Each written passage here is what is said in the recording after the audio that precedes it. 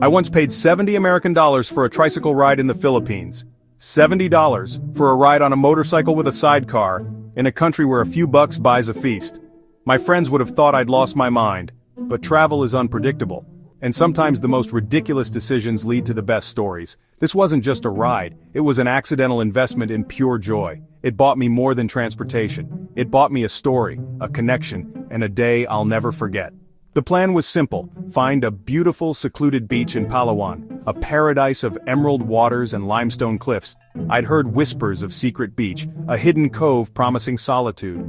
All I needed was a way to get there, and in the Philippines that means a tricycle. So I flagged one down, feeling the thrill of adventure. I was confident, ready for a cheap ride to paradise. Little did I know my plan was about to be gloriously, expensively derailed. My plan was a budget traveler's dream: find a local tricycle, haggle a fair price, and escape to secret beach. I pictured myself on the sand, coconut in hand, waves as my soundtrack. I'd show the driver the name, haggle a bit, and we'd both walk away happy. El Nido was buzzing with tricycles, finding one was easy. The real challenge? Finding a driver who wouldn't see dollar signs in my eyes. I felt like a seasoned explorer, ready for a cheap, triumphant adventure. What could go wrong? As it turns out, everything, and it was the best thing that could have happened. The universe had a more expensive, far better plan for me. I flagged down a tricycle. Rico, the driver, greeted me with a mischievous grin. I showed him secret beach on a scrap of paper. He lit up. "Very far, very bumpy," he warned, laughing. I asked the price for a round trip. He paused, then quoted $70. I blinked. 70? For a tricycle ride? I tried to haggle, but Rico stood firm, explaining the distance, the rough roads, and that it would take his whole day. My budget traveler confidence crumbled. I offered 20. He shook his head gently but firmly. This wasn't a negotiation, it was a fact. The price was the price. I stood there torn between my frugal instincts and the promise of adventure. My dream of a cheap beach day was evaporating in the tropical heat, but Rico wasn't done yet. He had an offer I couldn't refuse. Sensing my hesitation, Rico leaned in. "Sir, this is not just a ride." He promised a full-day, all-inclusive Palawan experience. He'd be my guide, translator, and friend. We'd take back roads through villages and rice paddies, stop at a real local market, pick out the sweetest mangoes and buy fresh fish for a beach barbecue. Secret beach, he explained, was hard to find. No signs, just a hidden turnoff only locals knew. He'd wait as long as I wanted, hammock and all, making sure I had the place to myself. The $70 wasn't just a fare, it was a ticket to a unique adventure. I weighed my options. A generic beach for $5 or a story-filled day with Rico. In a moment of inspired recklessness, I said yes. Rico's face lit up. My budget was gone, but the adventure was just beginning. Sometimes you have to throw caution and your wallet to the wind. I climbed into the tricycle, ready for whatever came next. Let the real journey begin. The moment I agreed, Rico transformed from driver to host. We left the main road, bouncing down dusty tracks through villages and fields. Rico pointed out cashew trees, water buffalo, and told stories about his family and dreams. The tricycle became a bubble of conversation and laughter. The road got rougher. At one point I had to help push the tricycle up a muddy hill. We were sweating, laughing, and covered in dust. This was no sterile van tour. This was real, raw adventure. The journey itself became the highlight, forging a bond between us.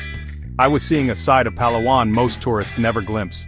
All thanks to a $70 mistake. True to his word, Rico took me to a bustling local market. No tourists, just real life. He introduced me to vendors, helped me pick the best mangoes, and haggled for fresh fish. I sampled jackfruit, marveled at unfamiliar vegetables, and felt like an honored guest. This wasn't a transaction, it was a cultural exchange. The $70 faded into the background, replaced by genuine connection. We left with mangoes, fish, and water, ready for our beach barbecue. Rico had turned a simple shopping trip into a highlight of my journey. He wasn't just my driver anymore, he was my friend. Two guys from different worlds, heading to the beach for a feast. That was worth more than any bargain fare. After more bumpy roads, Rico stopped under coconut palms. "We are here," he announced. All I saw was jungle. Until he led me down a hidden path. Suddenly, secret beach appeared. White sand, turquoise water, limestone cliffs, and not another soul in sight. Rico found a friend with a grill, and soon the air was filled with the scent of fresh fish and sweet mangoes. We ate with our hands, sitting on a log, the perfect meal in the perfect place. I swam, walked the empty beach, and lay under a palm tree, savoring the peace. Rico relaxed in his hammock, checking on me with a smile. He'd delivered everything he promised, and more. This wasn't a tourist attraction, it was a gift. The afternoon was pure bliss, a memory etched forever. Sometimes the best experiences are the ones you never planned, and sometimes they cost $70. As the sun set, we headed back, tired but deeply satisfied. The $70 seemed trivial now, a footnote to an epic day. What I really bought was connection, laughter, and a perfect meal on an empty beach. These are the souvenirs that matter, the stories you tell for years. My mistake was the best investment I could have made. Sometimes letting go of the plan leads to the richest experiences. If I'd walked away, I'd have saved money but missed everything that made the day special. Travel is an investment in memories, not just miles. On that day, my return was priceless. Sometimes the most expensive ride is actually a bargain. Back in El Nido, I handed Rico his $70 and a heartfelt thank you. We started as tourist and driver, ended as friends. My wallet was lighter, but my spirit soared. Everyone has a story like this, a mistake that turned into a highlight. These are the tales that define our journeys and remind us why we travel.